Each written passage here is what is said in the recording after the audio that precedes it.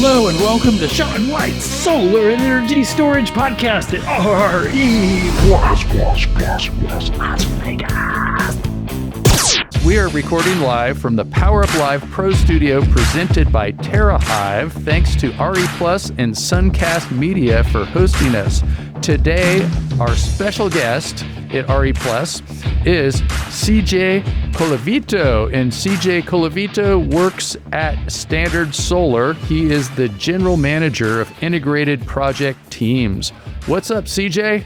How's it going, Sean? Happy to be here. It's going pretty good.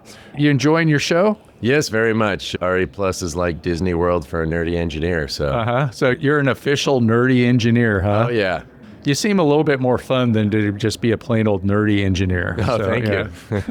What's some nerdy things you've experienced? Have you had any like nerd euphoria or anything like that this time around? Or? I mean, I really enjoy coming to a show like this where there's a lot of my peers here. Other folks have been in the industry for a long time who really understand the deep technical details, and meeting with the vendors and talking to them about their products and features and discussing what they're doing and what's on their roadmaps, and also some of the things that I would like to see and that Standard Solar would like to see in the products. Do a lot of work with vendors to identify things that we think would be improvements or features we want, and it's really fun getting in the deep technical details with the product managers and some of my other peers at independent power producers, developers, and EPCs. Great.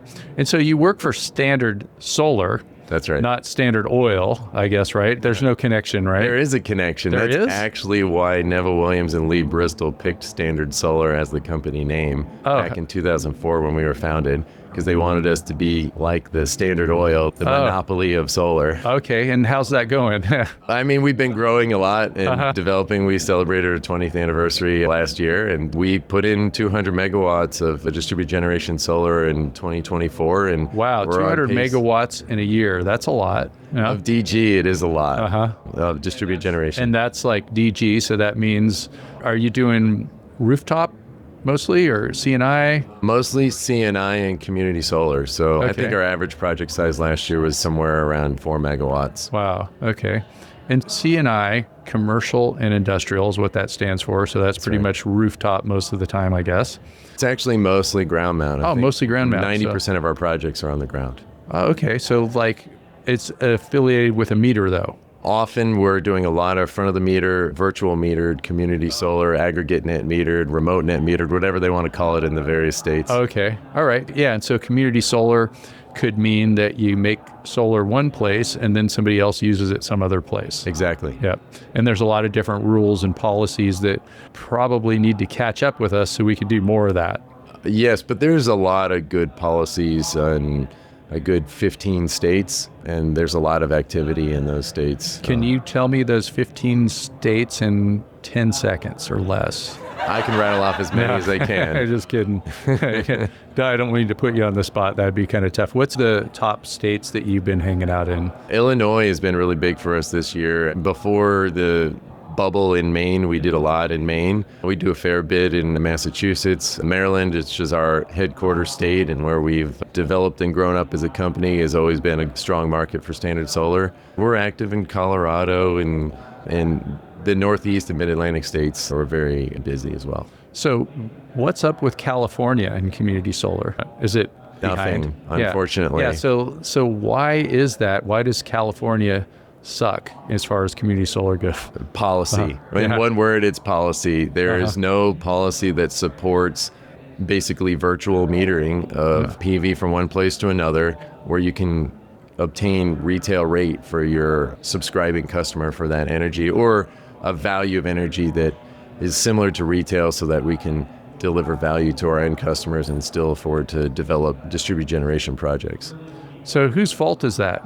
I would imagine that it's the California Public Utility Commission. Oh, yeah. And whose fault is it that they get appointed? Or am I putting you on the spot too much? I know everybody in California is mad at the governor because of what happened with net metering and rooftop solar. And it was just like a really quick overnight change. It might even have been what caused SunPower to go bankrupt, where they all of a sudden went from full credit exporting to something like you barely get any value at all. And I'm not even against changing policy, because it is natural to have to give you less credit as more and more solar goes on the grid and solar gets less expensive. But to just do it suddenly like a kick and where it hurts, like that was not good. And then we have that community solar project. So how does our governor expect to be president if he doesn't have the California solar industry on his side? It's definitely a challenge. And to be completely honest, because California is essentially a non-factor in our markets because of some of these challenges, I haven't gotten that deep in the policy because I focus on the projects that are in front of me. Okay, right now I am announcing my run for governor of California. Okay. And I am going to bring back net metering and perhaps scale it down slowly. And I am going to make it the biggest community solar state in the union. That's my platform. That sounds wonderful. Yeah. I think if you had any viable community solar policy, California would quickly become the biggest market. Yeah, I know. Why not? And it's a shame what's happened to the California solar industry. We were always like, we have more people, we have a lot of sunshine, we have 6 months of no rain practically. And we were king. We were number one, and now Texas is beating us. Texas, of all states, with their utility scale development, their fast permitting, their relatively efficient interconnection queues made a big difference. Mm-hmm. And I think Texas has recognized the value that solar brings to the grid after they've had their challenges and seeing that solar can provide significant support to grid stability. Yeah. Are you doing work down there in Texas? We have a few projects. It's not community solar, but we have a few projects. It's not a major market driving state for us, but we're active in the industry there. Okay. And then how much of your work is rooftop? I'm guessing 10%. 10%. Yeah. All right. But it's a question by megawatts or by number of projects, because rooftop projects average much smaller sizes than ground mount projects. Okay. So that would. But if I do by megawatts, maybe 10%. Maybe 10%. And megawatts are what are important, but gigawatts are the new megawatts. Oh yeah, they are. Yeah. I remember like earlier in the solar industry, like 15, 20 years ago, when people would say megawatt and everybody would turn their head and be like, wow, that guy's going to do a megawatt. And then 99% of the time they were just blowing smoke. And we called them bragawatts. But now I guess gigawatts are the new bragawatts. And then I was talking to somebody recently who was talking about doing 30 gigawatt projects. That's big. And then 30 gigawatts in one 30 project. gigawatt projects. Yeah. So I don't think I could even picture that. Yeah, that's kind of big. Yeah. I have a fun anecdote for you. I've been in the solar industry since 2007. I've been with Standard Solar since 2008. And the first engineer that I ever brought on to my engineering team at Standard Solar, when he registered for Solar Pro magazine, put his name in to the registration with the middle name quotation marks megawatt. Oh, okay. And he received his magazines every month. Megawatt as his middle name written on the magazine. I just got a kick out of that. Yeah. And back then, megawatt was a really big deal in 2008 to 2012. We were chasing megawatt scale jobs and people were calling them utility scale. Yeah, I remember. Yeah. And then now what do you call utility scale? Standard Solar is one of Brookfield's portfolio companies. They have about, I think, 7 or 8 solar companies in the United States that Brookfield owns. 2 of us are distributed generation. And Standard Solar primarily focuses on projects from 2 megawatts up to 20, but we're continuing to explore projects up to 75 megawatts. I've always defined distributed generation as projects that interconnect at the distribution electricity grid level, so below 69 kV. But other folks define utility scale in a lot of different ways, primarily just on system size. But what we found is that the other utility scale portfolio companies in Brookfield have primarily refocused their efforts on projects 100 megawatts and larger. So there could be a new missing middle. So you have this 69 kV and less connection is your definition of not being utility scale. Well, below 69 kV. So if I did 69.1 kV and I just hooked up one microinverter, that would be utility scale. I would say if you hit 69 even. So below 69 kV, the first standard size is about 35 kV. So if I could just get one of these companies to make me a 69 kV microinverter, that would be utility scale.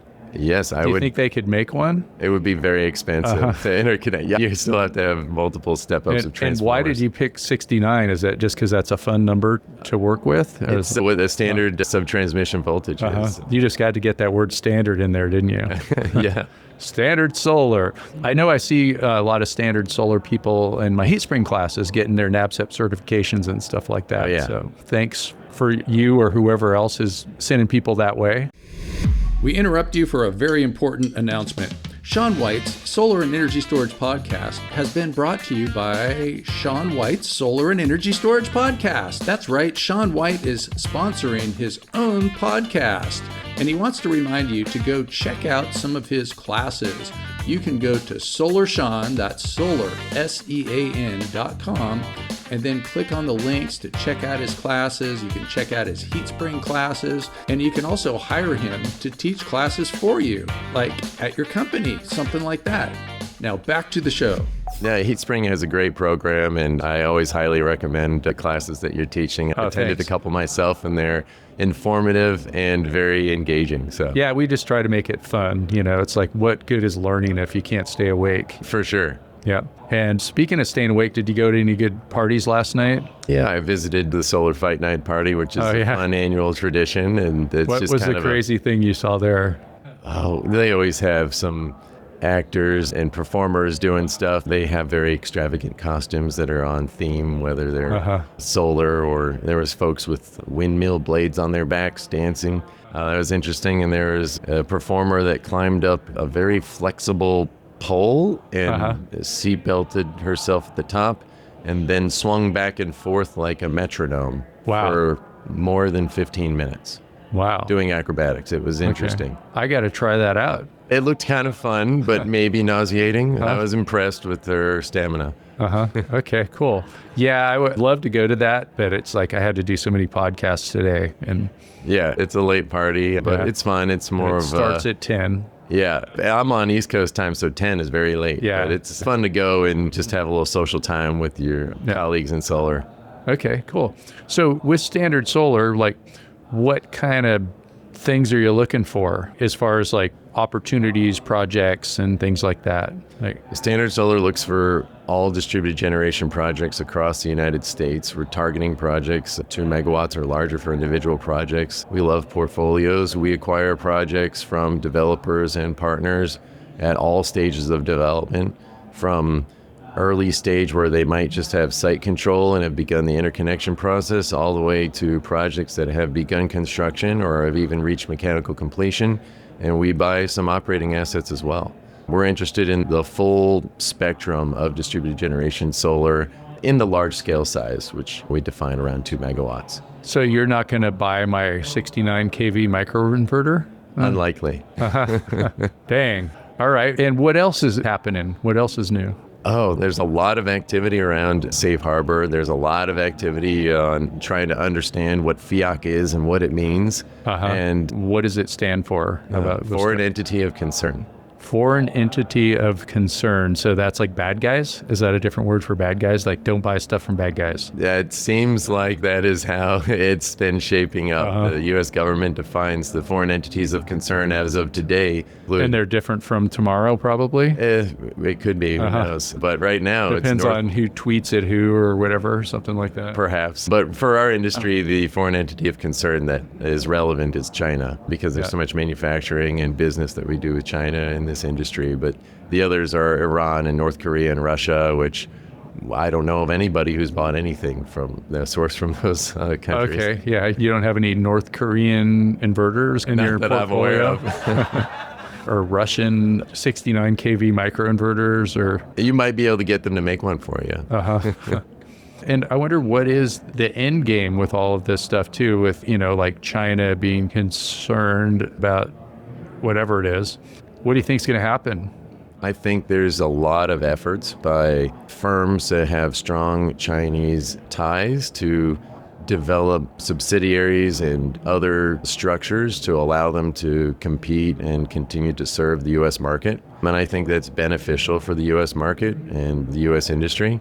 So we're seeing nearly all major module manufacturers take actions and steps to ensure that they are capable of avoiding foreign entity of concern challenges.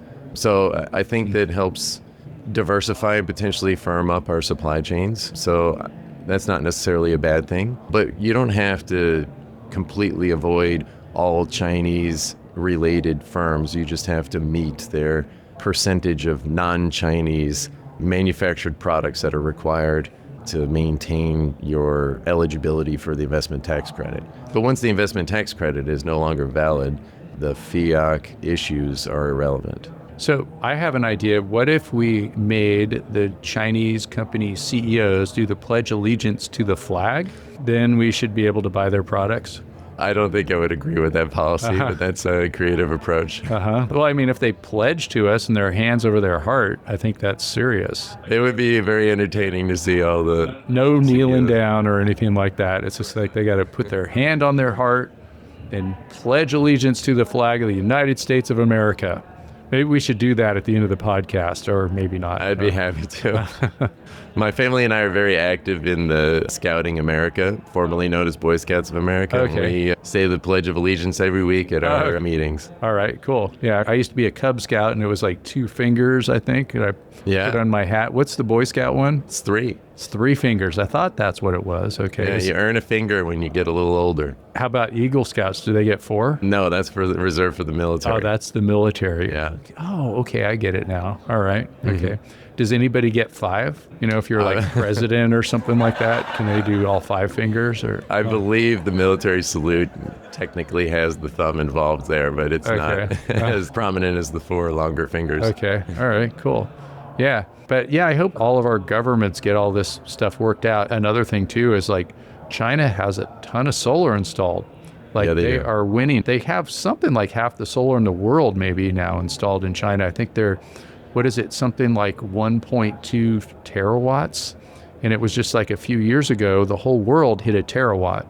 So there's a lot of solar there. And it really is. And that's impressive. Cool. Yeah. You know, it's great to hear that everyone talks about China's not doing their part where they are. Yeah. And they've delivered a lot to the industry and the world with module technology and cell technology. When I started in this business, we were using modules that were 12% efficient, module level efficiency. Today, we're seeing modules approaching 25. Yeah, crazy. That's double. Yeah. That's double the power in the same surface area. Wow. That's cool. A cost driver, big time. Yeah. So they've delivered a lot of value to this industry, and I appreciate the technological advancements and the high quality of the products that we're getting, but I recognize that there's a lot of challenges with the relationships with the United States and China.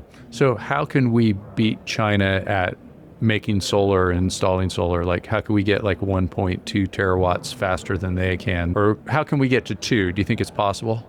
Oh yes, certainly. In the US, 2 terawatts before China. That's the challenge. Before and China. It's up to Standard Solar because you guys are the monopoly, right? I would love to be able to hit that type of goal. I think if we use the same type of alignment and efforts with our resources as we did in the space race, we could accomplish anything we want. Yeah. But we need the political will in order to do it. Yeah.